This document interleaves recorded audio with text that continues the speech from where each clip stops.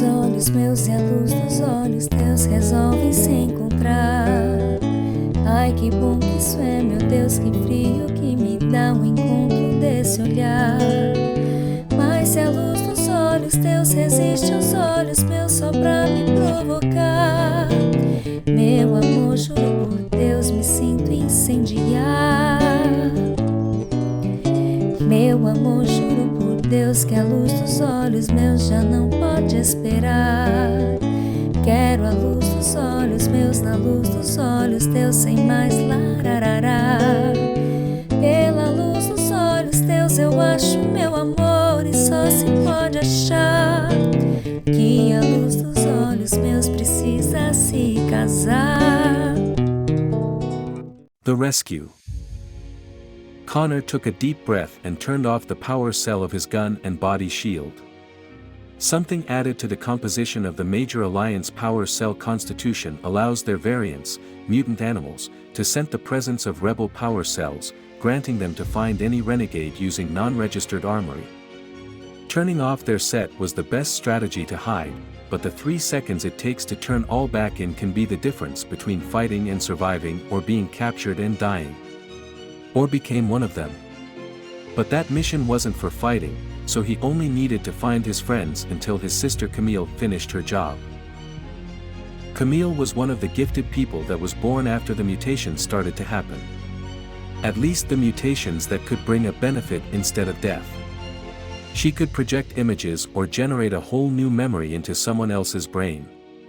That's why she was perfect for disguise, but it would only work if the rebels had a very straightforward plan and a small group to be undercover. So usually, they work in a 6-person team that was perfectly arranged for infiltration plans. This time, there were just 3, because the main objective of the mission was to rescue the other half of the squad that was captured in their last mission. Connor was the youngest of them and was a good man, which means not always be a good soldier. Too much empathy doesn't help to be mentally prepared for combat sometimes.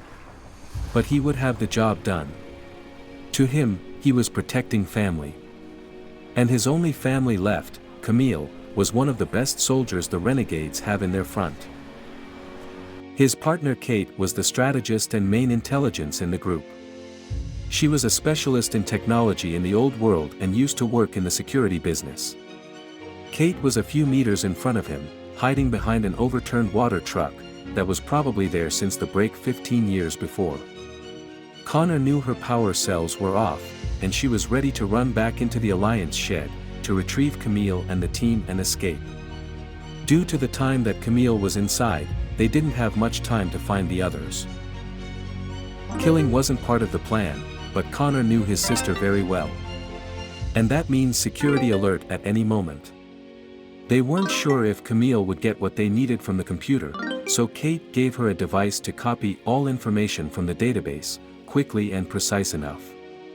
If Camille used a computer that already had authorization to access their database, of course, Kate's device was going to do its work.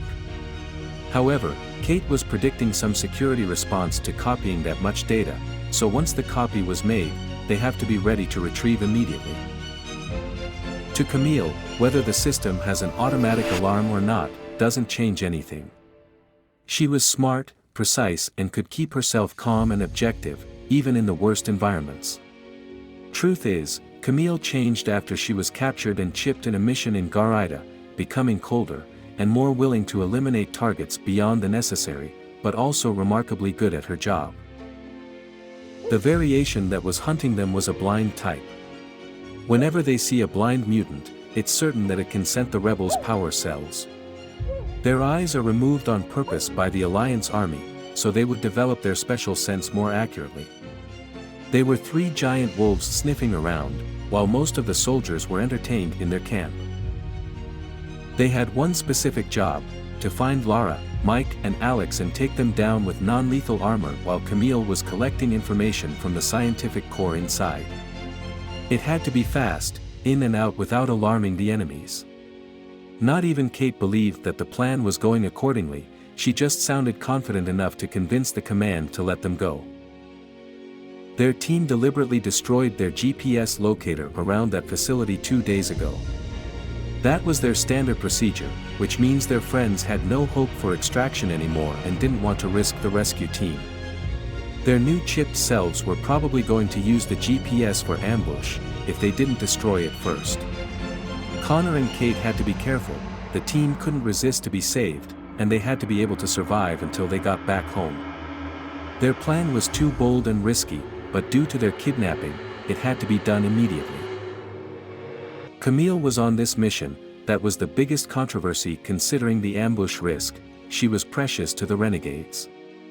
The chip, implanted in her tooth years ago, was still on. It wasn't functional to block the GPS signal but could be scanned by their detectors. The chip never worked because of her mind control mutation, so infiltration is something Camille can do anytime they need to collect information. The renegades knew the chips implanted in the right molar can be inactivated when the whole tooth is extracted. Rescuing people, if possible, was always the purpose of any renegade's mission, and once the chip is removed, it takes only 5 to 6 hours for the person to come back to their normal. They concluded after studying it that there is constant interference in people's memories through the chips, to keep them under control. Thus, finding the source of the mind-controlling signal and destroying it would retrieve the soldiers controlled by the Alliance's chips en masse. Once they recover their consciousness and free will, the military organization in the conflict zones should be dismantled fast, at least in Carissa, the region where their camps were. That's the info Camille was hopefully retrieving from their system on that mission. Taking their team as prisoners enraged Camille in a way that Connor has never seen before, so they anticipated the mission to have support teams ready for extraction distributed strategically in a 2-mile radius from the facility.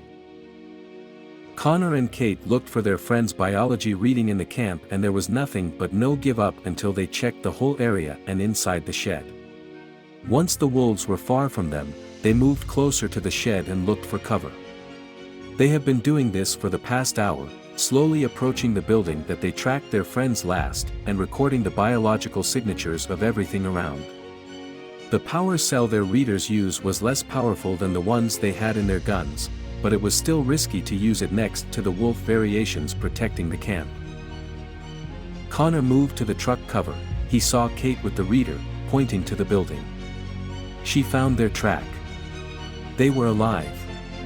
The signal was coming from underground. Like if they could be on a basement or something. So, they had to go in and find a path. Because the infiltration was decided so abruptly, they didn't have the complete map for that facility yet. If it wasn't for the reputation of their squad, it's very unlikely that the rescue mission was going to be authorized. They moved to the entrance of the building as fast as they could without alarming the guards and turned on their armor and guns. At that distance they were hoping the pack couldn't scent them. The main entrance was protected by at least 2 Alliance squads, and there was no way they could pass through it. At that time of the night, they were receiving supplies from a truck and the workers were walking in and out with the cargo. Connor and Kate surrounded the entrance, using the dark to cover their trail, and moved to the hills. Okay Connor, I can't see any entrances, which means that their alternative escape routes are probably underground and hidden in the landscape. I would say the hills are too close, but crossing the canal at south would require too much effort in engineering for a small base like this.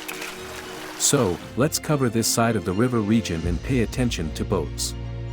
Let me know if you find something. Be careful. Kate and Connor spread and checked the area.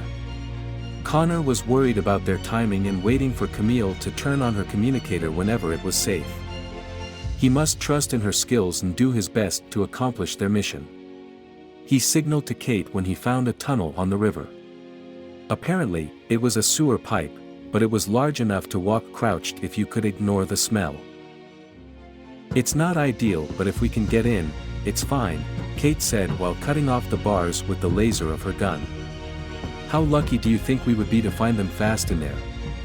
Connor asked, hoping for the best but ready for the worst.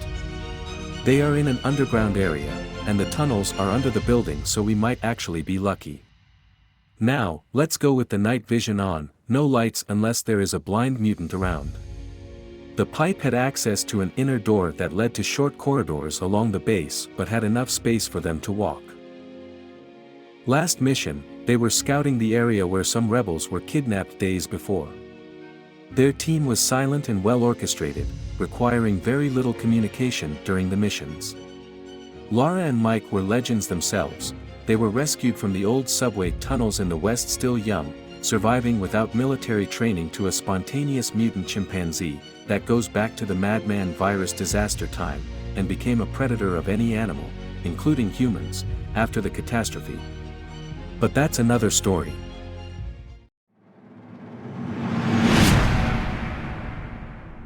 Thanks for watching. Like, comment and subscribe. Check out our website to read more tales. www.foresttales.com